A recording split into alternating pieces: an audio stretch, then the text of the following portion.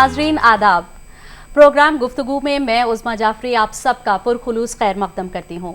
नाजरीन, जैसा कि आप सब जानते हैं कि हम हर हफ्ते इस शो में एक ख़ास मौजू पर और कुछ ख़ास लोगों से गुफ्तगू करते हैं।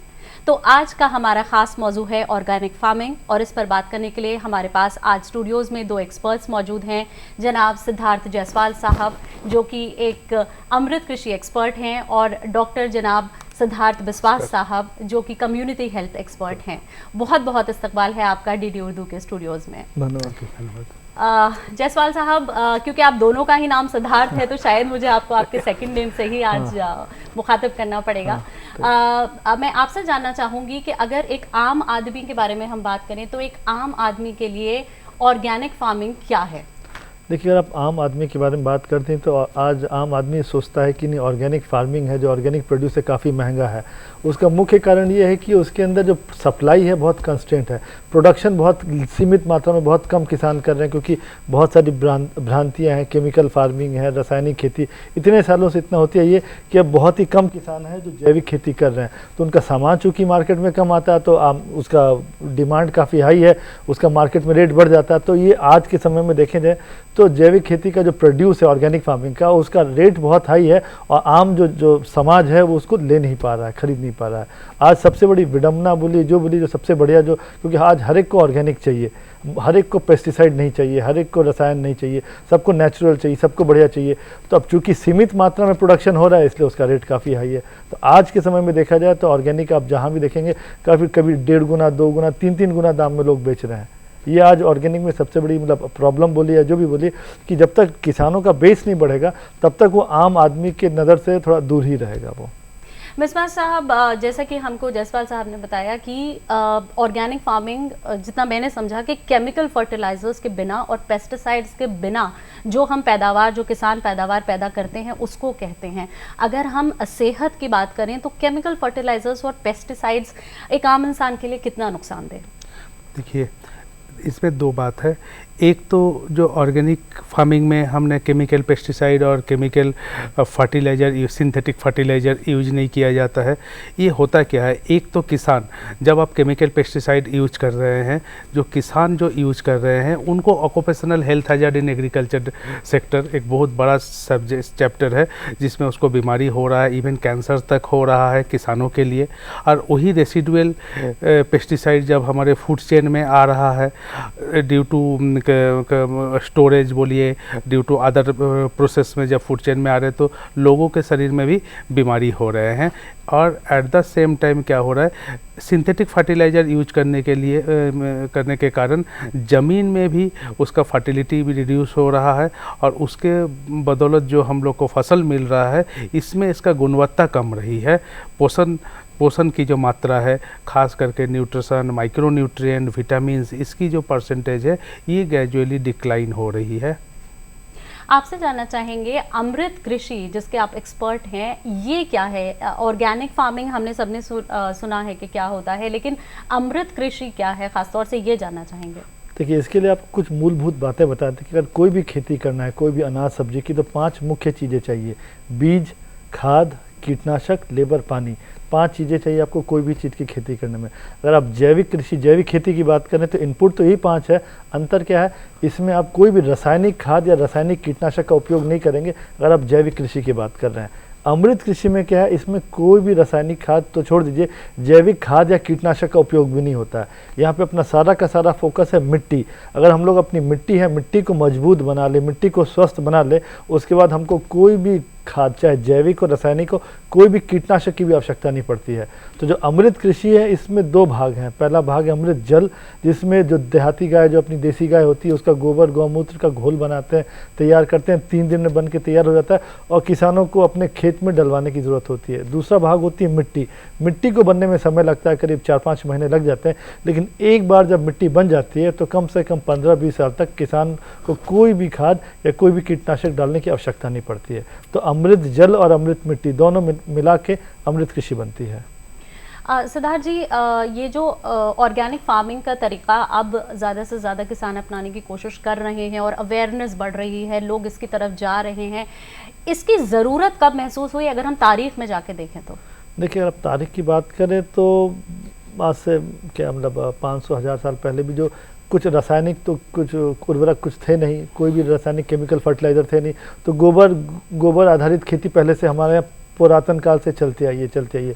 लेकिन इधर फिर जब भारत आज़ाद हुआ उसके बाद फिर 1950 के दशक में, 60 के दशक में जब पॉपुलेशन जनसंख्या बढ़ रही थी, तब लगा कि नहीं, प्रोडक्शन बढ़ाना पड़ेगा। अगर प्रोडक्शन नहीं बढ़ाएंगे तो इतनी बढ़ती आबादी को खिलाएं कैसे। तो समय के अनुरूप उन्होंने किया कि नहीं ठीक है, कुछ रासायनिक से खादों से पता चला कि प्रोडक्शन बढ़ सकता है। तो प्रोडक्शन बढ़ तो गया धीरे धीरे, लेकिन फिर धीरे धीरे देखा गया कि जितना मेडिकल साइंस डेवलप होता गया, लेकिन बीमारियां भी बढ़ती जा रही हैं। तो बीमारियां क्यों बढ़ रही हैं? क्योंकि हमारे शरीर में जो इम्यून सिस्टम है, अगर हम लोग देखिए, सिंपल सा चीज़ है कि अगर हमको अनाज जो सब्जी क्यों खाते हैं, पोषक तत्व चाहिए, प्रोटीन, विटामिन, आयरन, कैल्शियम, सारी चीज़ें चाहिए। लेकिन अपने अनाज में कहाँ से आएंगे? वो पौधे में आएंगे। पौधे में कहाँ से आएंगे? मिट्टी, ज़मीन से आएंगे। अगर हम लोग ज़मीन पे जहर डाल रहे हैं और फिर हम लोग एक्सपेक्ट कर रहे हैं कि हमको पौष्टिक न्यूट्रिशियस फूड मिले, तो ये संभव कैसे है ये? तो अगर हम लोग ज़मीन में पौष्टिकता नहीं डालेंगे, अगर मिट्टी को स्वस्थ नहीं बनाएंगे, हेल्दी नहीं बनाएंगे, तो एक हेल्दी अनाज हमको मिलेगा नहीं। तो पिछले 5-10 सालों में अब लोगों में जागरूकता धीरे धीरे आने लगी है। अब हर एक कोई ऑर्गेनिक डिमांड करने लगा है कि हमें ऑर्गेनिक चाहिए। क्यों? क्योंकि अब लोगों के उसके दुष्परिणामों के बारे में पता चलने लगा है। एक पंजाब से एक ट्रेन जाती है राजस्थान में, उसको लोग अब कैंसर एक्सप्रेस भी बोलते हैं। आप कभी भी देखेंगे सर्च में, आपको पता चल जाएगा। इतने मतलब भारत में जैसे पंजाब है, जहाँ पे रासायनिक खाद, कीटनाशकों का इतना उपयोग हो रहा है, उसके कारण इतनी सारी प्रॉब्लम हुए, हेल्थ से रिलेटेड इतनी सारी प्रॉब्लम हुए, कैंसर से लेके बहुत सारी प्रॉब्लम सब हो रहे हैं धीरे धीरे। वो सब देखा गया कि जहाँ जहाँ सबसे ज़्यादा केमिकल्स का यूज़ हो रहा है, वहाँ पे लोगों को ज़्यादा प्रॉब्लम हो रही है। तो पिछले 5-10 सालों में लोगों को अपने आप समझ में आने लगा कि नहीं, हम लोग जैविक में जाएंगे, ऑर्गेनिक में जाएंगे, तब हम लोग को एटलीस्ट कम से कम केमिकल पेस्टिसाइड, केमिकल फर्टिलाइज़र नहीं मिलेगा, एक स्वस्थ मिलेगा, एक हेल्दी फूड मिलेगा। तब करीब ये 10 सालों में, करीब 10-15 सालों में जागरूकता काफ़ी बढ़ गई है। पहले जागरूकता होती थी लेकिन बहुत ज़्यादा नहीं थी, लेकिन इधर 5-10 सालों में काफ़ी जागरूकता भारत में आ गई है। विश्वास जी, न्यूट्रिशन की यहाँ पर बात हो रही है, तो आपसे ये जानना चाहेंगे कि क्योंकि अब जागरूकता बढ़ रही है, लेकिन बीमारियों का जो रेट है वो भी इतना ज़्यादा बढ़ गया है कि छोटे से छोटे बच्चों को बड़ी से बड़ी बीमारियाँ होने लगी हैं। तो ऑर्गेनिक फार्मिंग पर आकर क्या हम इस प्रोसेस को रिवर्स कर सकते हैं? ऑर्गेनिक फार्मिंग में जो अमृत कृषि की जो माध्यम मेथड है, इसमें क्या हो रहा है, उसके द्वारा जो अन्न जो उपज होंगे, उनके जो क्रॉप्स आएंगे, उसमें न्यूट्रिशन में हम बहुत सारे न्यूट्रिशन में कार्बोहाइड्रेट होता है, प्रोटीन होता है, न्यूट्रिएंट होता है, micro nutrient, nutraceuticals, vitamin C, बहुत सारे न्यूट्रिशन आते हैं।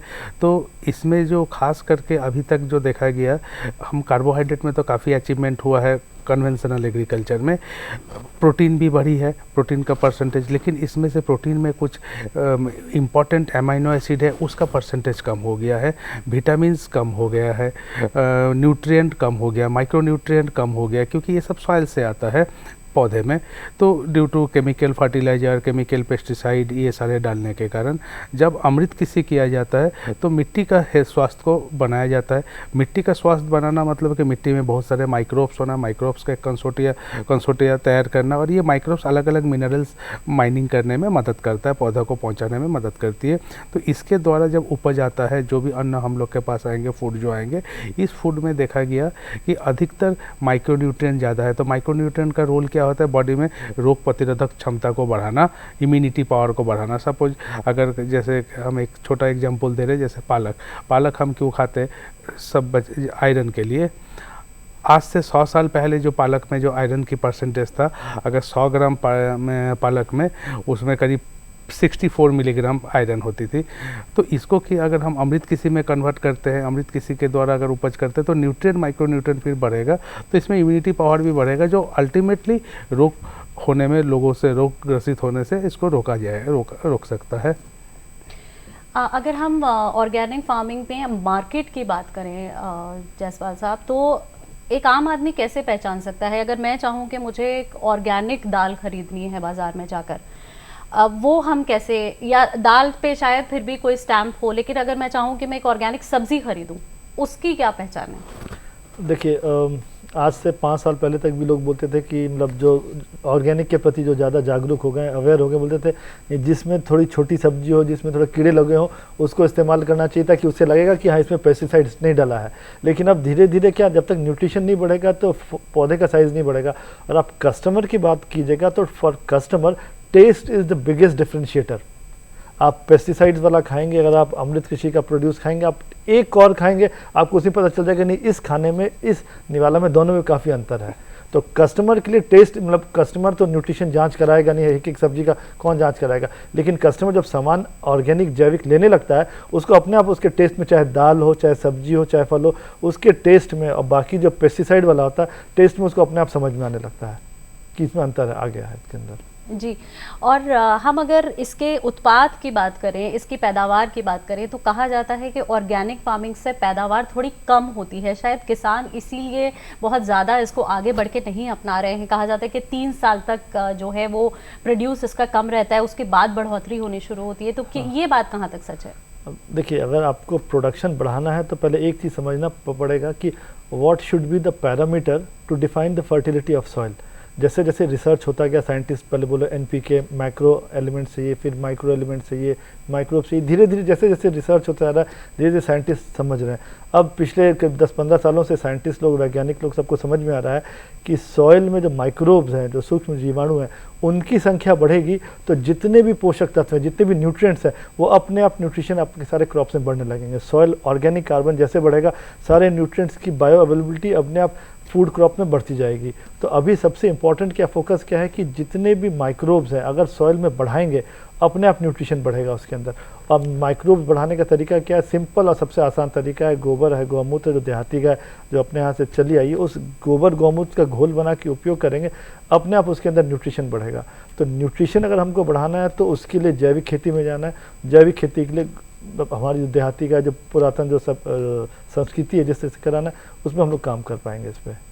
सिद्धार्थ बिस्वास जी, आप दोनों इस मुहिम से जुड़े हुए हैं। अमृत कृषि मुहिम जो है, इसमें आपका क्या कंट्रीब्यूशन है और किस तरह से आप लोगों को अपने साथ इसमें जोड़ रहे हैं? देखिए, इसमें एक्चुअली ये मूवमेंट हम लोग झारखंड में शुरू किए। झारखंड में पिछले 4-5 साल से हम लोगों ने कुछ किसान का क्लस्टर बेसिस, क्लस्टर अप्रोच था कि चकुलिया, रांची और ये और कुछ जगह में यहाँ पे हम लोग क्लस्टर किसान को बना के इनको पहले समझाया गया। अच्छा, इसमें किसान, ये एक माध्यम है जिसमें किसान विल बी सेल्फ रिलायंट, किसान स्वयं संपूर्ण हो जाएंगे, उनको बाहर से कुछ भी लेना नहीं है। बाहर से इवन जो ऑर्गेनिक पेस्टिसाइड है वो भी इसमें परचेज उसको नहीं करना है। तो इसमें क्या होगा, खेती का लागत कम हो जाएगा और एट द सेम टाइम क्या हो रहा है, जब प्रोड्यूसर्स जब उनके पास आएंगे तो उसमें भी न्यूट्रिशन, वो गुणवत्ता युक्त तो न्यूट्रिशियस फूड होंगे, प्लस उसका जो प्रोसेसिंग है, जो प्रोसेसिंग में जो न्यूट्रिशन लॉस होता है, इसको भी हम लोग ध्यान रखते हैं कि कैसे प्रोसेसिंग में एक ट्रेडिशनल प्रोसेसिंग हो, जैसे हैंड पाउंड हुआ, कोलू हुआ, ये सारे जो पुराने टेक्नोलॉजी था ये या सन ड्राइड करना, ये सारे किसान लेवल में इसको इंट्रोड्यूस करना ताकि इसके गुणवत्ता कम ना हो जाए प्रोसेसिंग की पार्ट में। इसमें काफ़ी IITs के साथ बात करके कुछ इंस्ट्रूमेंट तैयार करना, किसानों तक पहुंचाना, पल्सेस मिल जैसे हुआ कि उसमें प्रोसेसिंग में, ताकि पल्सेस का ऊपर का जो छिलका सेमी प्रोसेस हो, हाँ, ताकि उसमें न्यूट्रिशन और जो पोषक तत्व है उसकी कमी ना हो। तो इस टाइप से इसको किया जा रहा है और उसके बाद अवेयरनेस किया जा रहा है। जो एंड कंज्यूमर है उस कंज्यूमर लेवल में एक अवेयरनेस की मुहिम किया जा रहा है कि कैसे अमृत किसी बाकी जो न्यूट्रिशियस प्रोडक्ट, ये बाकी जो ऑर्गेनिक की या बाकी अभी मार्केट में जो अवेलेबल प्रोड्यूस से कैसे डिफरेंस है, और बाकी लोग उनको टेस्ट करके भी समझ पा रहे हैं, एरोमा उनका टेस्ट। प्लस इसमें एक बहुत इंपॉर्टेंट इशू है जो हम आप लोग को बताना चाहेंगे, इसमें एक नेटिव सीड की खोज हो रही है, हर जगह की नेटिव सीड। झारखंड में जैसे भुटकी की राइस और तुलसी मुकुल, ये सारे नेटिव सीड है। खपली गेहूँ, ये महाराष्ट्र की जहाँ जहाँ न्यूलिथिक एज का सिविलाइजेशन डेवलप हुआ था वहाँ पे ये सारे सीड्स होते थे। तो ये सीड को खोज करके फिर इसको साइंटिफिकली एनालिसिस किया जा रहा है, इसका ग्लाइसेमिक इंडेक्स क्या है, मतलब ये भोजन ये कितना शुगर रिलीज करता है, कितना देर बाद शुगर रिलीज करता है, इसमें बाकी माइक्रोन्यूट्रिएंट कैसे है, फिर उसको प्रोपागेट करके किसानों के बीच बांटा जा रहा है। फिर इसका एरोमा जो लोग जो चाहते हैं अपना प्लेटर में कि उनकी एरोमा हो राइस, तो ये सारे चीज़ किया जा रहा है काफ़ी साइंटिफिक तरीके से। प्लस उसका प्रोसेसिंग में देखा जा रहा है ताकि उसका न्यूट्रिशन लॉस कम हो। तो ये सारे माध्यम से ये जो 2 प्रॉब्लम है इसको हम लोग एड्रेस करने का कोशिश कर रहे हैं।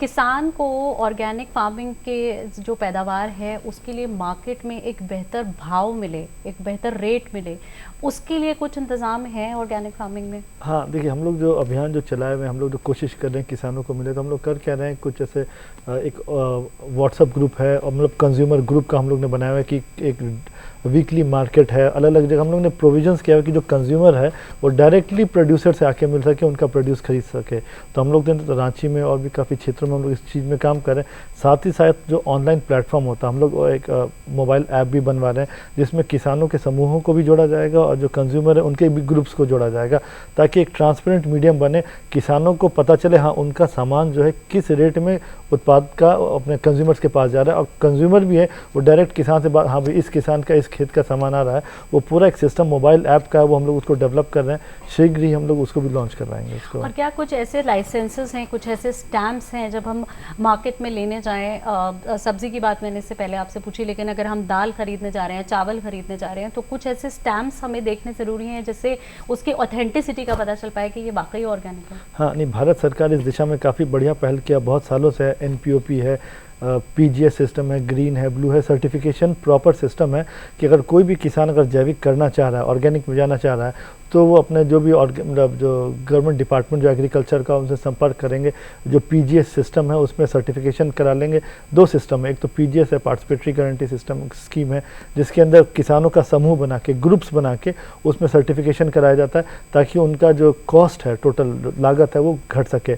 अदरवाइज अगर कोई इंडिविजुअल बड़ा किसान है, काफ़ी बड़े क्षेत्र में काम कर रहा है, तो वो फिर डायरेक्टली बहुत सारी सर्टिफिकेशन एजेंसीज भी हैं, उनसे लेके अपने फार्म को पूरा सर्टिफिकेट करा देगा। तो भारत सरकार का PGS है, NPOP है, अलग अलग सर्टिफिकेशन लेबल्स है, सर्टिफिकेट्स है कि अगर आप जैविक कृषि शुरू किया आपने और आप लेबल नहीं लेंगे, उसके अब बिना लेबल आप बोलेंगे तो फिर कोई मुंह पे आपकी बात को समझेगा कि नहीं, और ना ही कोई इसको मानने को तैयार होगा। कि जस्ट कोई आके बोल दिया मैं ऑर्गेनिक बेच रहा हूँ तो कोई मानने को तैयार नहीं रहेगा। वो तो लेबलिंग हमेशा मस्ट है, वो करनी चाहिए। एक बार फिर से अगर पोषण की बात करें तो आजकल डायबिटीज़, इस तरह की बीमारियां बहुत ज़्यादा बढ़ रही हैं, तो क्या आपका जो मुहिम है इसमें किसी तरह की रिसर्च भी हो रही है कुछ सेट ऑफ लोगों को लेकर के ये चीज़ें रिवर्स हों, अगर हम जैविक खेती, ऑर्गेनिक फार्मिंग का प्रोड्यूस खाएं, उससे ये बीमारियां कम हो, इस तरह की कोई रिसर्च भी चल रही है आपकी? देखिए, जहाँ तक डायबिटीज़ की बात करें, ये सब डायबिटीज़, हाइपरटेंशन, ये ज़्यादा लाइफस्टाइल डिजीज़ एक्चुअली, तो इसका बहुत सारा पहलू होता है। एक तो पार्ट फूड है, बाकी लाइफस्टाइल भी है, लाइफस्टाइल भी है। तो जहाँ तक फूड पार्ट है, फूड पार्ट में जैसे मैंने अभी पहले भी बताया कि जैसे लो ग्लाइसेमिक इंडेक्स, इनको बताना है कि जो डायबिटीज़ पेशेंट है उनके लिए ग्लाइसेमिक इंडेक्स एक बहुत इंपॉर्टेंट होता है कि खाना में ये कौन सा राइस प्रेस्क्राइब होना चाहिए, या हाई प्रोटीन वाला गेहूँ, जो खपली गेहूँ एक हम लोगों ने उसको प्रोपागेट करने का कोशिश कर रहे हैं। ये सारे चीज़ उसको अवेयरनेस किया जा रहा है पेशेंट के साथ कि उनको फूड डाइट चार्ट एक होना चाहिए, एक प्रॉपर डाइट चार्ट होना चाहिए। Plus at the same time एक लाइफस्टाइल चेंजेस भी, जैसे वॉकिंग हुआ, स्ट्रेस, ज़्यादा स्ट्रेस नहीं लेना है, ये सारे तो चलिए अलग पार्ट है, ये टेक्निक मेडिकली देखा जाता है, क्लिनिकली इसको देखा जाता है। लेकिन हम लोग डाइट से मैंने खाना का तरीका में हम लोग बताते हैं कि फाइबर्स कैसे लेना है, फाइबर्स का परसेंटेज कैसे बढ़ाया जा सके। अच्छा, वैसे ही जैसे ऑरेंज में अगर विटामिन सी के लिए हम ऑरेंज साइट्रस फ्रूट लेते हैं तो उसमें विटामिन सी का परसेंटेज कैसे बढ़ सकता है, क्योंकि अगर जैसे अधिकतर देखा गया है कि जो NIN national institute of nutrition Hyderabad का डाटा है लास्ट 25 ईयर्स में, जैसे ऑरेंज हुआ, इसमें बहुत सारे फलों में कि माइक्रोन्यूट्रिएंट कम हो गया, सपोज ये स्टार्च बढ़ा है, मीठापन बढ़ा है, लेकिन उसमें विटामिन सी की कमी हुआ है। तो ये सारी चीज़ कैसे हम कंट्रोल कर सकते हैं, ये सारे में हम लोग का काफ़ी नेशनल इंस्टीट्यूट से, ICM, Indian Council of Medical Research, Akhil Bharatiya Ayurvigyan संस्थान, इसमें काफ़ी रिसर्च के लिए हम लोगों ने प्रपोजल ये किया, तथा वेरियस फैटर्निटी से डॉक्टर्स के ग्रुप मिलके हम लोग इसको रिसर्च को आगे बढ़ा रहे हैं। क्लिनिकल न्यूट्रिशन डिपार्टमेंट के साथ हम लोग संजोग कर रहे हैं, कांटेक्ट करके रिसर्च को हम लोग आगे बढ़ा रहे हैं। किसान को अगर बाज़ार के मुताबिक चलना है तो ऑर्गेनिक फार्मिंग में किस तरह के चैलेंजेस हैं और उनका हल क्या है? देखिए, जो मुख्य अभी जो चैलेंज वो ये है कि हम लोग ने एक किसानों की एक पूरी जनरेशन बना दी है जिसको जैविक खेती पता ही नहीं है। मतलब आज अगर कोई यंग किसान से बात करेंगे तो बिना यूरिया DAP के तो सोच ही नहीं सकता कि बिना यूरिया डीपी के हम लोग खाएंगे कैसे, करेंगे क्या, उत्पादन कैसे होगा। हम लोगों ने एक पूरी जनरेशन बना दी है जो पूरी केमिकल, उसकी सोच भी केमिकल हो गई है। तो अभी सबसे बड़ी समस्या है वो मेंटालिटी की, किसान विश्वास करने को नहीं तैयार होता। हम लोग ने जहाँ जहाँ जिस क्षेत्रों में किसानों के साथ काम किया, हम लोगों ने कहा छोटे से क्षेत्र में एक्सपेरिमेंट कीजिए। मान लो एक किसान का 1 एकड़ का खेत है, हम लोग बोलते हैं नहीं ठीक है आप 10 डेसिमल में आप चालू करो, 10% खेत में चालू करो, बाकी 90% आप जो यूरिया डीएपी डाल रहे हो, केमिकल आप करो, 10% में जो मैं जिस तरीके से बता रहा हूँ गोबर गौमूत्र उसका आप उपयोग करो। इसका पानी इधर, इस घर का पानी इधर नहीं जाना चाहिए। आप अपने आप 15 से 20 दिन में देखने लगेंगे कि जो रासायनिक खेती से, जो केमिकल फार्मिंग से हो जा रहा है उसका स्वास्थ्य, पौधे का स्वास्थ्य, एरोमा, साइज, कलर, और जो जैविक खेती से हो रहा है उसमें अपने आप अंतर आ रहा है। और जब उसका उत्पाद निकलेगा, आप उसको टेस्ट करोगे, आपको अपने आप समझ में आने लगेगा। हम लोग तो चूँकि इतने सालों से काम कर रहे हैं, एक बार क्या हुआ कि एक उदाहरण के तौर पे कुछ किसान थे, मतलब होंगे करीब 40-50 साल के रहे होंगे, वो हमारे यहाँ यूनिवर्सिटी में आए थे ट्रेनिंग के लिए कि हम लोग को अमृत कृषि का उनका ट्रेनिंग हुआ। जब उनको फील्ड में ले जाया गया, दिखाया गया, टमाटर लगे हुए थे। अब किसान जब टमाटर निकाल के खाए तो किसान बोला अरे सर ये तो टमाटर का वही स्वाद आ रहा है जो हम लोग बचपन में खाते थे, वही एकदम टमाटर का वही स्वाद आ रहा है। आज जो हम लोग जो टमाटर उगा रहे हैं उसमें वो स्वाद ही नहीं है। टमाटर बोलने को तो खा रहे हैं लेकिन जो स्वाद जिसके लिए खाते थे वो स्वाद ही सारा खत्म है। तो किसानों को अभी सबसे बड़ी इंपॉर्टेंट चीज़ क्या है कि किसानों का जो मोटिवेशन है कि छोटे लेवल से एक्सपेरिमेंट करें कि हाँ गोबर गौमूत्र उसमें काम करना शुरू करें, अपने आप प्रॉफिट देखेगा, अपने आप बेनिफिट देखेगा, अपने आप लार्ज एरिया में एक्सपेंड करने लगेगा। फिर हमें आपको किसी को जाकर बताने की जरूरत नहीं पड़ेगी। तो ये कहा जाए कि किसान का चैलेंज कम और आप लोगों का चैलेंज ज्यादा है, किसानों को समझाना। एग्जैक्टली। और किसानों को देखिए होता भी क्या ना कि इतने सारे, मैं किसी पेस्टिसाइड या फर्टिलाइजर कंपनी के अगेंस्ट नहीं बोलूँगा, लेकिन बहुत सारे लोग अपना सामान बेचने के लिए किसानों को बहुत तरीके से मतलब हाई डोजेज में कुछ ना कुछ करके इतना मिसगाइड किया, इतना सब सारा काम किया कि अब किसान लोग जो हैं, जो गांव वाले लोग हैं, शहर के लोगों पे ज़्यादा भरोसा नहीं करते हैं कि शहर में अगर कोई सिखाने आ रहा, बताना आ रहा तो ज़रूर उसका कुछ फ़ायदा है, मेरा फ़ायदा तो नहीं उसका फ़ायदा है। तो ये जो ट्रस्ट डेफिसिट है किसानों का शहर के प्रति और कंपनी और सबके बहुत हाई हो गया, बहुत बढ़ गया। तो जब तक हम उनका ट्रस्ट नहीं जीत पाए, ट्रस्ट जीतने का एक ही तरीका है भैया ठीक है भाई मैं आपको कोई सामान बेचने नहीं आ रहा हूँ, मैं एक पद्धति बताने आया हूँ। अगर आपके पास सारे साधन संसाधन मौजूद हैं, आप थोड़े से क्षेत्र में आप खुद करके देखो, आप अपने आप देखेंगे आपको इतना बेनिफिट हो रहा है, आप अपने आप मेरे पास आओगे कि हाँ अब इसको लार्ज स्केल में कैसे करें। तो हम लोग के लिए एक्चुअली आपने सही कहा कि चैलेंजेस हम लोग के लिए ज़्यादा है कि किसानों को कैसे प्रेरित करें, कैसे मोटिवेट करें कि वो लोग ऑर्गेनिक फार्मिंग की ओर जाएं, क्योंकि इसमें अल्टीमेटली ऑर्गेनिक फार्मिंग में सबसे बड़ा बेनिफिट क्या है जो हम लोग अमृत कृषि में करते हैं कि किसान की लागत घटती है, किसान की मेहनत भी घटती है, उसकी उत्पादकता बढ़ जाती है, प्रोडक्टिविटी बढ़ जाती है और अल्टीमेटली उसका प्रॉफिटेबिलिटी भी बढ़ जाती है। तो ultimately challenge is on us कि हम लोग किस तरह से किसानों को जो ट्रस्ट डेफिसिट जो खत्म हो गया था उसको कैसे खत्म कर सकें। आखिरी सवाल, वक्त की बहुत कमी है, आपसे पूछना चाहूँगी कि आने वाले समय में ऑर्गेनिक फार्मिंग से हम कितनी उम्मीद लगा सकते हैं? आपके लिए एक बड़ा चैलेंज अभी बात की, आगे कितना बड़ा चैलेंज और कितने लोग आपके साथ आपको जोड़ने की उम्मीद? अभी तो ऑर्गेनिक के बारे में काफ़ी अवेयरनेस हुआ है, प्रेजेंट गवर्नमेंट भी उसमें काफ़ी में थ्रस्ट है ऑर्गेनिक के लिए, और जलवायु परिवर्तन और जितना रैम्पेट हमारे डिजीज लोड बढ़ रही है तो ये सारे लोगों की जागरूकता है। अब है कि बैक एंड में प्रोडक्शन की ज़रूरत है, प्रोडक्शन की उनको सर्टिफिकेशन की ज़रूरत है।